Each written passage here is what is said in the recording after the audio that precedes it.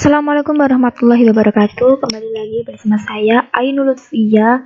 Di sini saya akan memberikan tutorial cara menganalisis uji hipotesa dengan metode one sample t-test, independent sample t-test, dan juga paired sample t-test. Di sini kita buka aplikasinya SPSS versi 20. Di sini saya sudah mempunyai datanya dengan metode one sample t-test dengan kasus. Dari penelitian sebelumnya diketahui bahwa rata-rata statistik mahasiswa prodi KPI untuk angkatan sebelumnya adalah 85. Ujilah hipotesis yang menyatakan bahwa rata-rata nilai mata kuliah statistik mahasiswa KPI angkatan 2018 adalah 85. Oke, langsung aja kita pilih menu yang analyze. Lalu yang compare means, kita pilih yang one sample t-test, kita klik, lalu akan muncul seperti tabel kecil. Lalu kita klik aja ya. Terus test value-nya kita ganti 85 sesuai soal yang tadi. Lalu kita klik OK. Maka hasil output-nya akan seperti ini. Lalu bagaimana sih kurva atau grafiknya jika kita gambarkan? Oke, langsung aja. Ini saya sudah punya datanya. Saya jelaskan terlebih dahulu. H0 atau hipotesa, lalu H1 atau hipotesis alternatif. Mu sama dengan 85. H1 mu tidak sama dengan 85. Taraf signifikansi yaitu alfa 5%. Arah pengujiannya adalah dua arah. Taraf nyata pengujiannya adalah alfa per 2. Nilai kritik dan darah kritik adalah 1,96, di mana DF sama dengan N kurangi 1 sama dengan 40, kurangi 1 sama dengan 39. Lalu alfa per 2 sama dengan 2,5%. Kita lihat tabel yang sampel t-test. Di sini saya sudah punya ya teman-teman. Tadi kan hasilnya 39. Di sini tidak ada, jadi di sini ya. Soalnya ini artinya tidak terhingga. Tadi 0,025%. Jadi ini kita lihat ya. Ini hasilnya 1,960.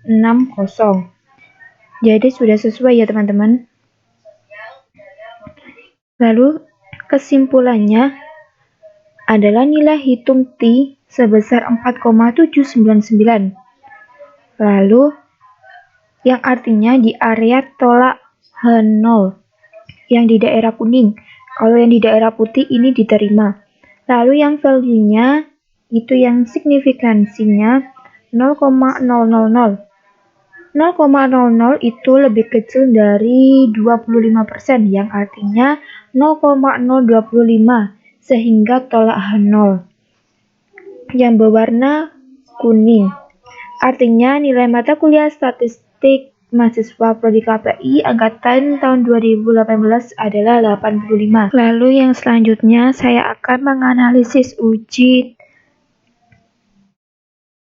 independent sample t-test dengan kasus seorang mahasiswa akan meliti keterlibatan kerja karyawan di sebuah perusahaan yang ditinjau dari model kepemimpinan, yaitu model kepemimpinan transaksional dan kepemimpinan transformasional.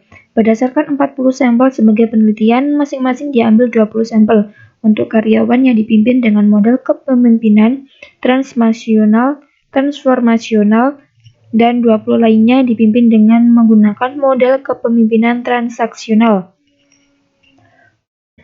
Oke, langsung aja. Ini saya sudah mengisi datanya.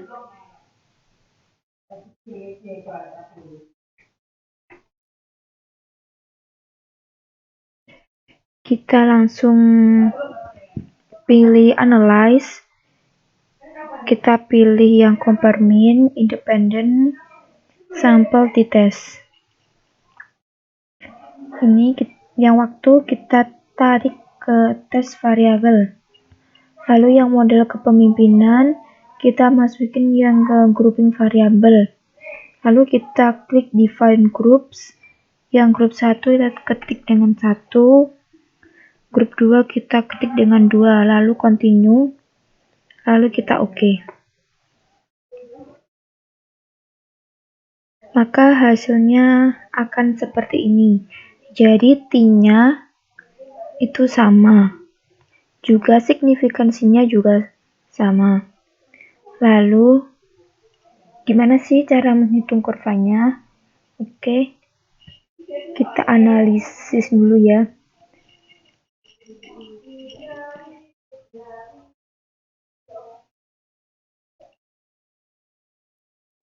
Jadi, kesimpulannya, nilai T terhitung sebesar 1,533 yang berada di area terima H0, berarti yang di area putih. Lalu yang value-nya 0,134, yang artinya lebih besar dari 25%, atau 0,025 sehingga diterima oleh H0. Yang artinya rata-rata waktu transaksional dan transformasi dengan model kepemimpinan adalah sama, atau dengan kata lain, pemberian metode baru belum memberikan dampak yang signifikan terhadap peningkatan efisiensi waktu transaksional dan transformasi. Selanjutnya kita masuk ke yang ketiga, analisis uji T2 sampel berpasangan atau paired sample t-test. Dengan kasus sebuah perusahaan yang bergerak di bidang marketing ingin meningkatkan kinerja karyawannya dengan hal menjual produk. Untuk itu perusahaan tersebut memberikan training kepada karyawannya. Apabila training tersebut efektif atau tidak terdapat kemampuan menjual barang, untuk dilihat dari peningkatan atau tidaknya peningkatan penjualan barang atau produk. Untuk itu diambil sampel 40 secara acak pada karyawan di perusahaan tersebut dan diperoleh data sebagai berikut. Ini kita sudah masukkan datanya yang sebelum dan sesudah, lalu kita pilih analyze, compare means, lalu yang paired sample t-test. Ini kita masukkan saja sebelum dan sesudah. Lalu kita klik OK. Maka hasil outputnya akan seperti ini.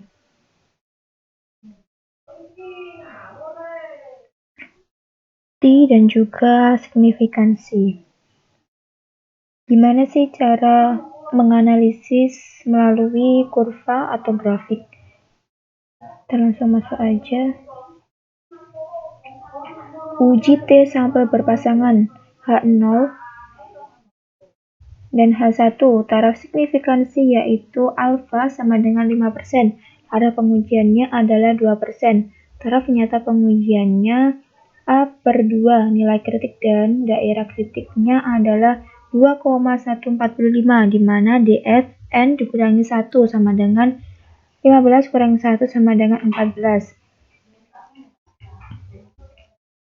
Jadi kita lihat tabel yang sampel t-test yang 14, yang 2,025, yang ini. Jadi sudah benar ya teman-teman. Lalu kita analisis yang T sama signifikansi. Jadi kesimpulannya nilai T terhitung sebesar 2,434 yang berada di area diterima H0. Berarti di daerah putih. P-value-nya sama dengan min 0,020, lebih kecil dari 2,5% atau 2,025%, sehingga tolak H0.